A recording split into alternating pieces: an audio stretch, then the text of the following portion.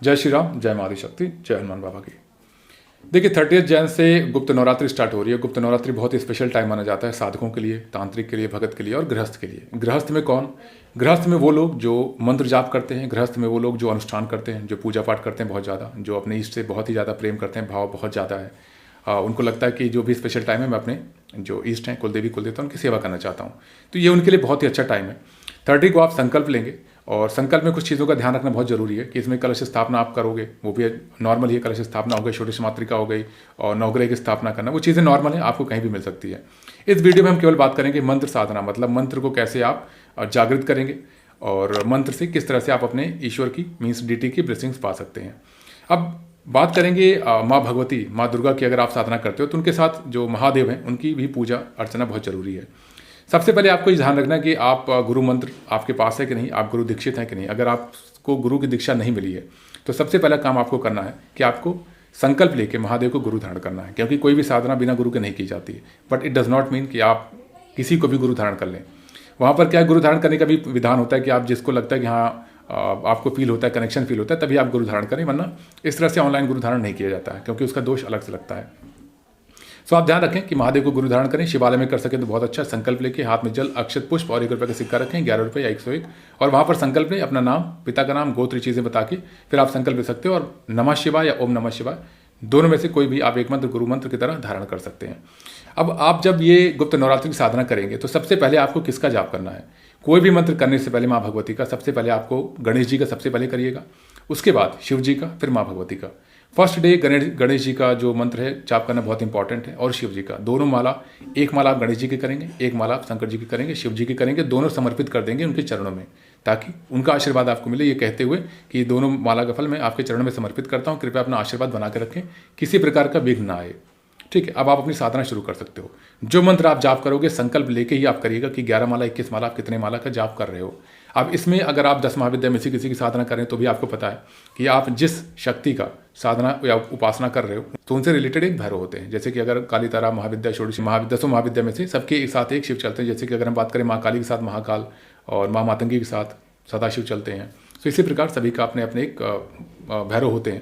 तो वो चीज़ें आप ध्यान रखें। पहले आप उनके रिलेटेड जो मंत्र है आपको गुरु प्रदत्त जो प्रदान किया गया है वो आप जाप करोगे। अब गृहस्थ की बात करें तो शिव जी का ओम नमः शिवाय, नमः शिवाय आप सिंपल जाप करें, उसके बाद माँ भगवती का वो मंत्र जाप करें। सो आपको 11 माला का, अगर आपने 21 माला का संकल्प लिया तो ये जो गुप्त नवरात्रि का जितने भी दिन है 9 डेज 10 डेज, उसमें आपको प्रॉपर उतनी ही माला करनी है। अब अगर बात करें 11-21 माला तो वो आपको डेली करनी है, आप उसे चेंज नहीं करोगे। यहाँ मैंडेटरी चीज़ क्या है, आप जो आपकी माला है रुद्राक्ष या रक्त चंदन की माला, दोनों का आप प्रयोग करोगे। रक्त चंदन की माला माँ भगवती के लिए, रुद्राक्ष की माला जो आप प्रयोग करोगे वो महादेव के लिए, शिव जी के लिए करेंगे आप।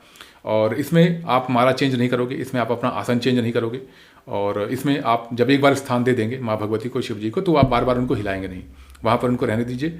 और कलश की स्थापना, जो षोडश मातृका या फिर जो नवग्रह हैं उनकी स्थापना प्रॉपर इसी तरह रहने दीजिए। डेली वहाँ सफाई नहीं की जाती है उस टाइम पर। प्रॉपर आप इसका ध्यान रखेंगे, जो आप चढ़ाते हैं एक छोटी सी कटोरी रख लीजिएगा, उसमें आप उनके लिए चढ़ाइएगा ताकि वहाँ पर चीज़ें अव्यवस्थित ना हो।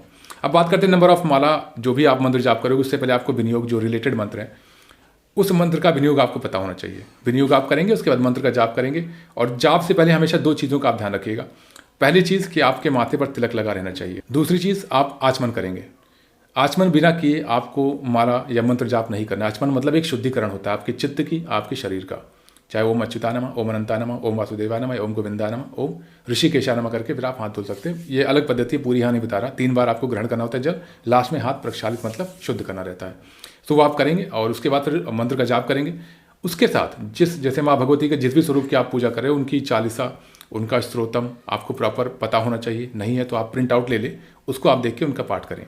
अब जो भी पद्धति है उसको शुरू करने से पहले एक चीज़ का आपको ध्यान रखना है, वो आपको कवच जरूर लगाना है। चाहे माँ भगवती का आप कवच पढ़ सकते हो या फिर आप चाहो तो भैरव कवच आप पाठ कर सकते हो। दोनों में से कोई एक कवच से ही आप अपने जो पूजा अनुष्ठान है उसकी शुरुआत करेंगे। और अपने कुलदेवी कुलदेवता की हमेशा ही आप प्रार्थना करें, उनके लिए भोग दें जो भी ये गुप्त नवरात्रि का टाइम है, ताकि उनकी कृपा भी आपको मिलती रहे और ये साधना पूर्ण हो सके। अब इसमें माँ भगवती और शिव जी के दोनों नंबर ऑफ माला आपको पता रहता है, विनियोग आपको पता है। आपने वो साधना की, 11-11 माला का अनुष्ठान किया। अगर हो सके तो आप डेली हवन करें, जो कि one of the best thing होगा अगर आप डेली हवन करेंगे तो। हवन में क्या करना है? हवन में सिंपल है, आप उस मंत्र का 51 आहुति, आप शिव जी की 51 आहुति और 51 आहुति माँ भगवती की। पहले शिव जी, उसके बाद माँ भगवती के जो मंत्र आप जाप करते हो उससे आप 51 आहुति या 108 आहुति आप दे सकते हो। वो आपके ऊपर है। अब अनुष्ठान मेरे अकॉर्डिंग डेली करना बहुत अच्छा है। अगर आप डेली नहीं कर सकते तो एटलीस्ट वीकली एक बार करें। अगर वो भी चीज़ें पॉसिबल नहीं है, बहुत सी चीज़ें सर्कमस्टेंसेज वैसे नहीं है, तो आप लास्ट डे जिस दिन आपका अनुष्ठान पूर्ण होता है उस दिन आपको हवन करना मैंडेटरी है। उस दिन आप हवन करेंगे। हवन का विधान ऑलरेडी चैनल में बताया जा चुका है, वो आप देख सकते हो।